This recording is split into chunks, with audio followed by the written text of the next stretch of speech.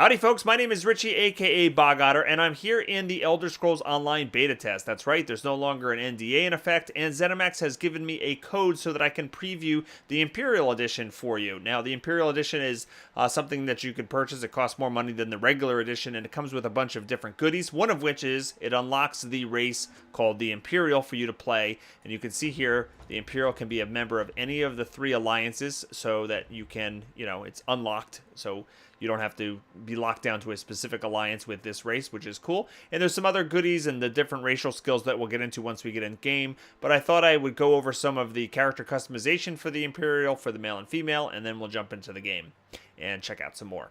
So here we go. Here's the male. You can actually see him with, this is the novice gear that he's got on right now. Here's veteran gear on the Imperial.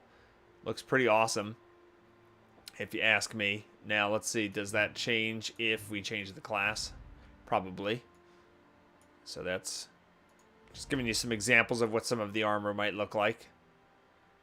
Because the Imperial does have a whole crafting style to them. You can craft gear in the style of your race. So it might look something like so. Alright, let's go through the, actually some of the character customization. Now, I've been briefly looking through like the different faces and such, and there's not much different than the other human type races, like the Breton or the Red Guard. They do have some different hair color and eye color and skin tones and stuff like that, but we'll just go through what it looks like here. So here's his face. Got a very large nose, and you've got this little pyramid thing, the little triangle that you can choose between heroic, soft, and angular, just like the other races. So you can have a mix of them. And it basically, adjusts the structure of your face, the bone structure underneath. You have the voices that you can preview.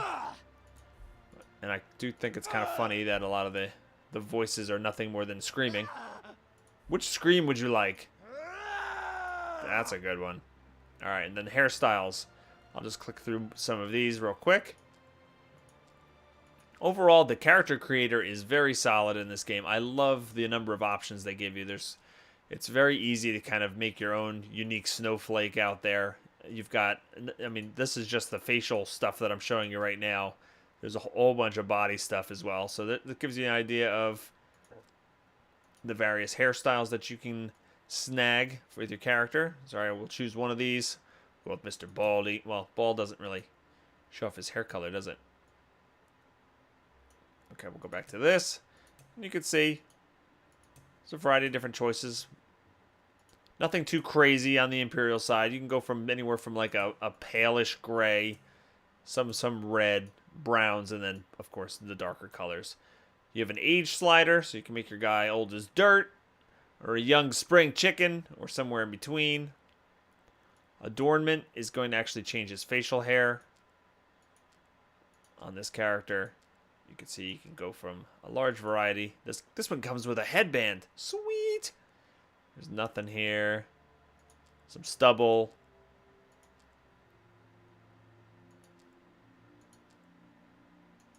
Little soul patch action going on. Big Grizzly Adams stuff. So you get the idea there. And then head marking.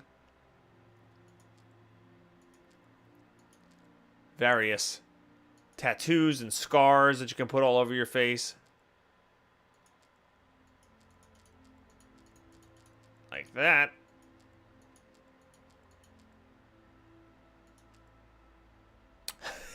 He's ready to go out on the town. He's a knight on the town. Hello. All right. And then you got the obligatory sliders, right? Forehead slope. You can change the cheekbone size. And you can see it does definitely adjust what you're looking at here. So you can go through those. You can choose the color of your eyes, or in my case, my eye.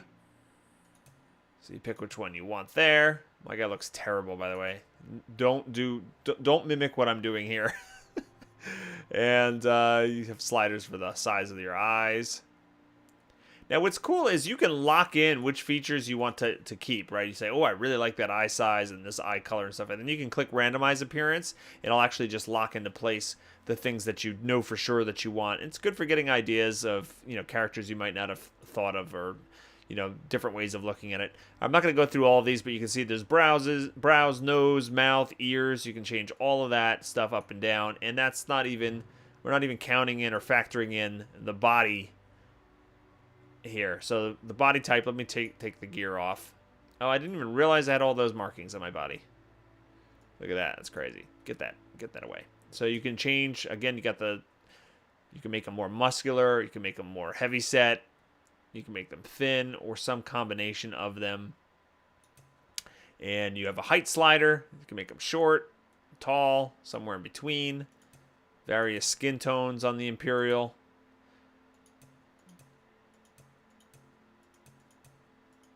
Okay, this is kind of the section where you can distinguish the different, you know, humanoids. The Red Guard, for example, have much darker skin tones than the Imperials. Body markings. Again, this is going to be scars and tattoos. Look at this one. It's crazy. I'm very badly burned. Actually went up into his face, too. And then you've got all the sliders for the body as well. Torso size and the size of your... how wide your chest is. That could be concave man. What about your beer gut? There we go. Your lower body. You got posterior dimensions. Very important slider. Oh, probably helps to go like this. That's a good slider. Oh, yeah. He's twerking, baby. Okay, so you can see it's a very robust character creator. I will go through... Here's a couple... Put your clothes on, sir. Not those clothes. Let me just do a couple random appearances here. So you, plus, I just wanted to get the guy I had off the screen because he was giving me... It's going to give me nightmares tonight. You can see just by doing this a couple times how crazy... how many options you really have and how distinct you can make your character. Alright, so that's the male. Let's go back over. Let's check out the female. The females. I'll check. Here's some randoms for you. That's kind of weird. So actually, let me give you an example here. Alright, so take a look at this Breton. And I'm going to actually... I'm sorry, not a Breton, an Imperial. I'm going to switch it to Breton. And you can see... She looks kind of similar, right? So it keeps a lot of the same features. And here's the Red Guard. Okay, the Red Guard actually changed quite a bit. But you can see that it does keep some of it. Just the skin tones are a little bit different. And there might be slightly different options in each one of them.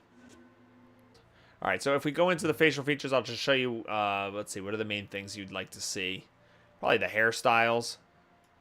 Right? We'll click through those. I'm not sure if any of these in particular are unique to Imperial or if they all mimic one of the other races. But it's still cool to go through the options. That's a really nasty scar she has going down the side of her face, doesn't it? That must have hurt.